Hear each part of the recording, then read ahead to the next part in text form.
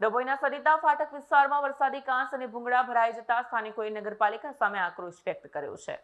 ડભોઈ શહેરમાં ચોમાસા પૂર્વે નગરપાલિકાની પ્રી મોન્સૂન કામગીરી સામે સવાલ ઊભા થયા છે। સરિતા ફાટકથી નીલકંઠ અને ગાયત્રી સોસાયટી સુધીના વરસાદી કાંસ અને ભૂંગળા માટી કચરાથી ભરાઈ જતા સ્થાનિક રહીશોમાં નારાજગી જોવા મળી રહી છે। દર વર્ષે વરસાદી પાણીનો યોગ્ય નિકાલ ન થતાં ઘરોમાં પાણી ઘૂસી જાય છે અને નુકસાન વેઠવું પડે છે। કાયમી નિકાલની નાગરિકો માંગ કરી રહ્યા છે।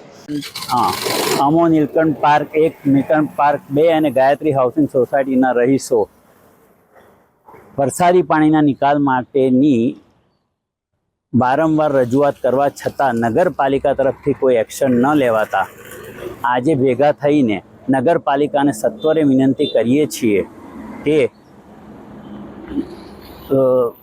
અગ્નિશામક કેન્દ્રથી થરવાસા અથવા તો સ્વામિનારાયણ મંદિર સુધી જે એક્ઝિસ્ટિંગ પાઇપલાઇન છે તેના જ પાઇપલાઇનમાં આ કાર્ય થઈ શકે એવું છે, પરંતુ વચ્ચે જીબીનો અંડરગ્રાઉન્ડ કેબલ વાયર છે તેને સત્વરે ખસાડવામાં આવે તો આ કામ જલ્દી થઈ શકે એવું છે, એવું નગરપાલિકાના સભ્યો દ્વારા સૂચિત કરવામાં આવેલ છે।